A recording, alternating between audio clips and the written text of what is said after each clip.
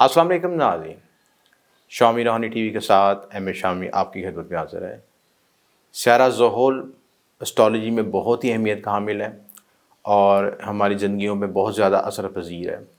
हमारी ज़िंदगी में जितने भी कर्म के मामलात होते हैं, कर्म का मतलब यानी जो हम अमल करते हैं और अमल का रद्द-ए-अमल अच्छा या बुरा जो भी मामला तय करते हैं, वो सारी एनर्जीज़ सियारा ज़ुहूल स्टोर कर रहा होता है। एक मिथ के मुताबिक ज़ुहूल के जो सर्कल्स हैं, जो गोल दायरे हैं उसके बाहर, उनमें ये सारी एनर्जी स्टोर्स होती हैं। और अगर आप यूट्यूब पे जाके अगर आप इस सर्कल की फ्रिक्वेंसी को सुनने की कोशिश करें तो उसमें आपको चीखें सुनाई देंगी। ये मैं आपको बड़ी हैरानकुन बात बता रहा हूँ कि अगर आप ज़ुहूल की फ्रिक्वेंसी को सुनने की कोशिश करेंगे ना, उसकी साउंड वेव्स को सुनने की तो उसमें चीखों की आवाज़ आएगी आपको। हैरानकुन बात है कि ज़िंदगी में जब इंसान रोता है, परेशान होता है तो चीखता ही है, रोता ही परेशान होता है। तो वही फेम फ्रिक्वेंसी, वही आवाज़ें मैंने ख़ुद सुनी और आपके साथ भी शेयर करता हूँ कि आप इस जो नासा ने रिकॉर्ड की हुई है इसकी साउंड फ्रिक्वेंसी, उसको महसूस करें तो उसमें रोना चीखने भी ऐसी कोई रूहें चीख रही हैं, रो रही हैं, परेशान हैं। तो सियारा ज़ुहूल भी तो जो है परेशानियों का, तकलीफ़ों का नुमाइंदा सितारा है। अब ये सवाल ये है कि ये हमें तकलीफ़ें, परेशानी क्यों देता है? एक तो सवाल ये है कि हमारी ज़िंदगी में ऐसे मामले क्यों होते हैं, क्योंकि अल्लाह ताला ने तो इंसान को जो अपना खलीफा मुकर्रर किया और उसको प्यार मोहब्बत के लिए दुनिया में पेश किया और अल्लाह ताला भी इंसान से मोहब्बत ही करता है, तो ये तकलीफ़ें क्यों आती हैं? तो उसका जवाब ये है कि अमल का रद्द-ए-अमल, मकाफ़ात अमल। यानी दुनिया में कोई भी ऐसा इंसान नहीं है जो कि मुकम्मल सही हो, नबी पैगम्बरों के अलावा। नबी पैगम्बर की ज़ात तो एक्सेप्शनल है और या वली अल्लाह, दूसरे लोग जो हैं नेक लोग, अल्लाह ताला के बरगज़ीदा हस्तियाँ, वो तो उनका मुकाबला तो नहीं कर रहे।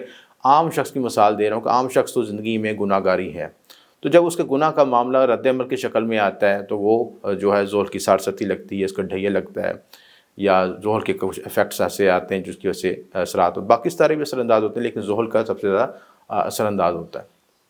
अब ये सियारा ज़ुहूल जो है तकरीबन ग़ुरूब था। ग़ुरूब का मतलब ये था कि जब ये सियारा शम्स के करीब आ जाता है तो उसकी एनर्जी डिक्रीज़ हो जाती है, ये अपनी एनर्जी को ज़ाहिर नहीं कर पाता और मध्यम हो जाता है। अब ये दोबारा 17 मार्च को तलू हो रहा है। जब ये तलू होगा तो जो आपके मकाफ़ात अमल के जो रद्द-ए-अमल हैं वो दोबारा आने शुरू हो जाएंगे। यानी जिनकी सारसती दबी हुई थी वो दोबारा एक्टिवेट हो जाएगी, जिनका ढैया था डाउन था वो दोबारा एक्टिवेट हो जाएगा, और जिनकी कामों में खुशियों के मामला रुके हुए थे वो भी दोबारा एक्टिवेट हो जाएंगे। यानी खुशी गमी का मामला दोबारा एक्टिवेट होना शुरू हो जाएगा। तो इसको सियारा ज़ुहूल जब बुर्ज दल में ग़ुरूब है और 17 मार्च से ये दोबारा ये तलू हो रहा है, और जिन बुरूज की सारसती ढैया चल रहा था वो दोबारा एक्टिव होंगे और ये 22 फरवरी 2025 तक तलू रहेगा। बुर्ज दल में इसका मोड़ त्रिकोण राशि है और यहाँ पे सबसे ज़्यादा कंफर्टेबल फील करता है, अपने सबसे बेस्ट रिजल्ट देता है।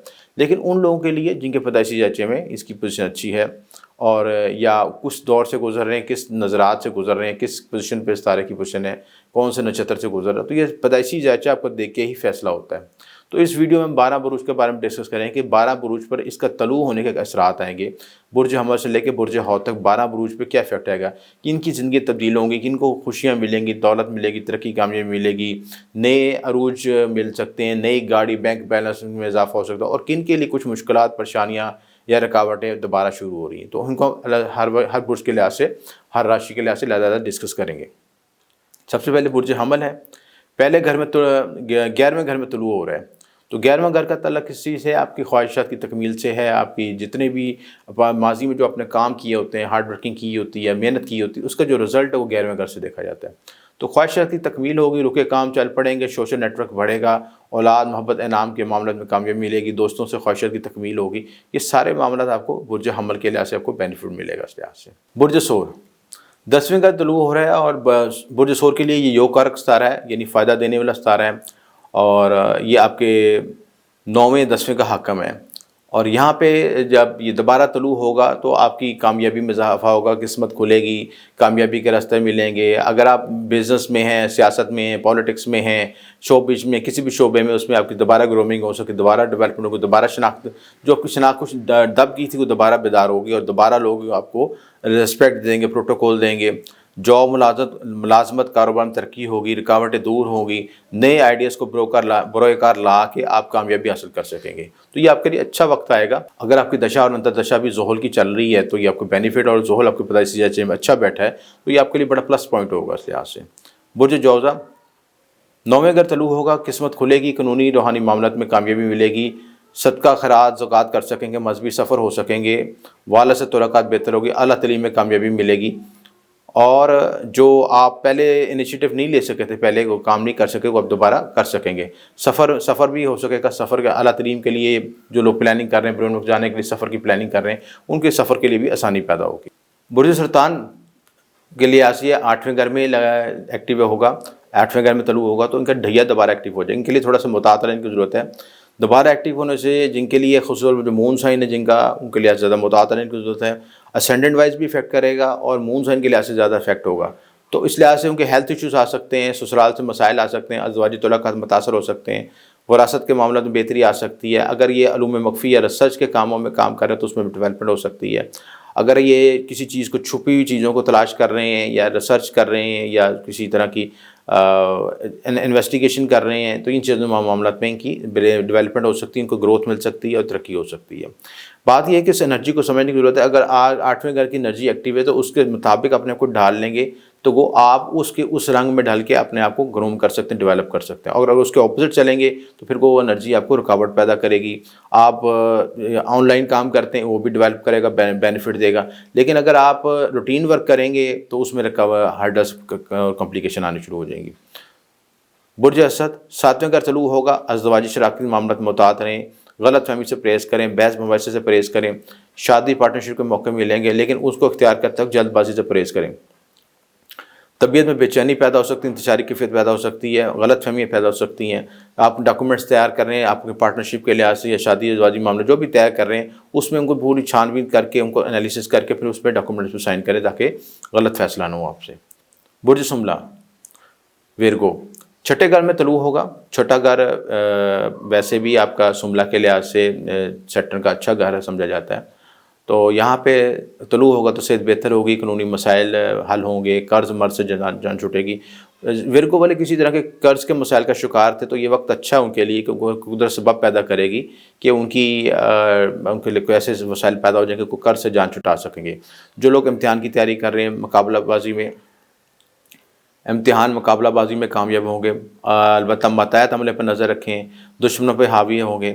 اور کوئی آپ ایسی پلاننگ کر رہے ہیں جس میں آپ کو ٹیم ورک کی ضرورت ہے، کوآرڈینیشن کی ضرورت ہے، میں آپ کو سپورٹ ملے گی آپ کو. برج میزان 5ویں گھر طلوع ہوگا. زحل آپ کا یوگ کا رخ ستارہ ہے اور آپ کے لگن سے ٹرائن میں آ رہا ہے، یہ بھی بینیفٹ ٹائم ہے. اولاد محبت نام کے معاملات میں کامیابی ملے گی، تخلیقی صلاحیتیں بیدار ہوں گی، ان کو یوز کر کے اپنے آپ کو ڈیولپ کر سکیں گے. انویسٹمنٹ اور اسٹاک ایکسچینج سے فائدہ ہوگا، پسند کی شادی کے موقع بنیں گے. تو یہ سارے آپ کے ڈیولپمنٹ کے ٹائم میں سے فائدہ اٹھا سکتے ہیں. برج عقرب 4تھے گھر طلوع ہوگا. مون سائن کے لحاظ سے جن کا ہے برج عقرب، ان کو کچھ کمپلیکیشن آئے گی، اسٹریس آئے گا، انگزائٹی ڈیولپ ہوگی.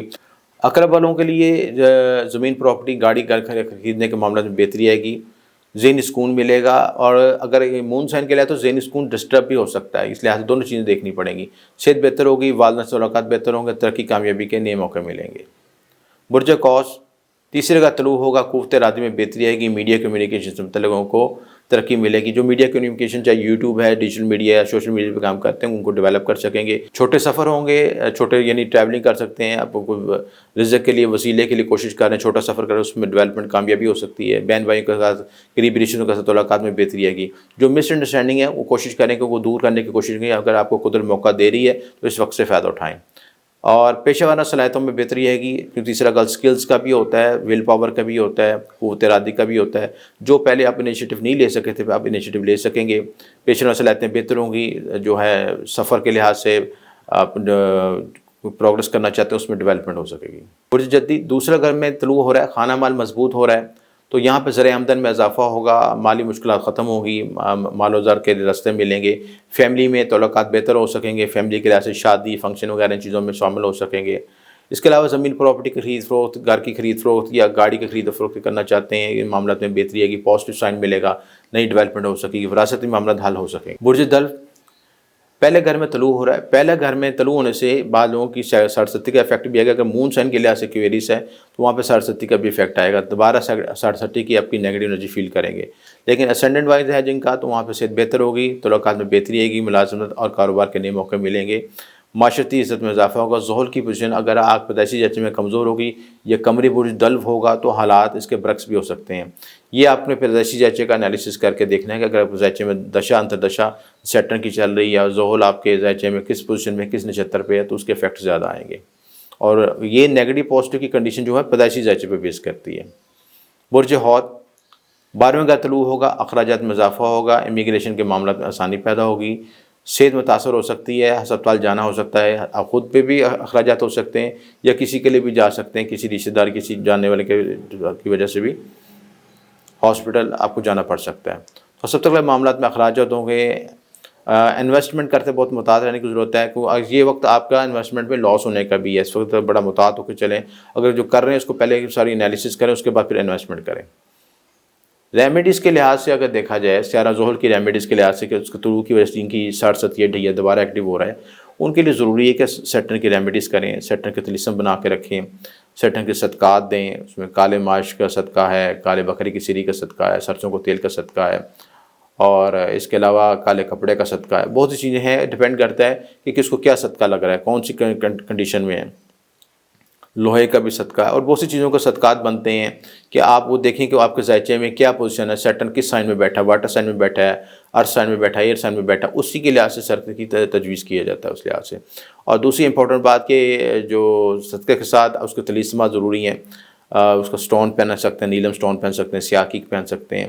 تو ہر شخص کے جو ویریبل ہے کہ ہر شخص کے ساتھ ایک جیسی ریمیڈیز نہیں ہوتی، ہر شخص کے ذائچے میں ڈفرینٹ اس کا رزلٹ آتا ہے۔ اسی طرح جو ہے صدقات سیٹرن کے ساتھ جو رشتے ہیں، متعلق رشتے ہیں، وہ بزرگ لوگوں کا ہے، پبلک کا ہے۔ سیٹرن پبلک کو ریپرزینٹ کرتے ہیں، پبلک کے ساتھ اچھا رویہ رکھیں، لوگوں کے ساتھ اچھا رویہ رکھیں، لوگوں کی رسپیکٹ کریں، کسی کو رسپیکٹ کو مجروح نہ کریں۔ یہ آپ کے نزدیک سے معمولی سی بات ہو سکتی ہے، لیکن اگر آپ ایسا عمل کریں گے تو سیٹرن دوبارہ اپنی نیگیٹو انرجی ایکٹیویٹ کرتا ہے۔ آپ کے نیچے کام کرنے والے، ساتھ کام کرنے والوں کی رسپیکٹ کریں، ان کی ہیلپ کریں۔ تو یہ ساری چیزیں سیٹرن کی ریمیڈیز میں شامل ہیں۔ ویسے بھی رمضان کا مہینہ ہے، صدقہ زکوٰۃ خیرات اپنی کیپیسٹی سے بڑھ کے کریں تو آپ کو زیادہ فائدہ ہوگا۔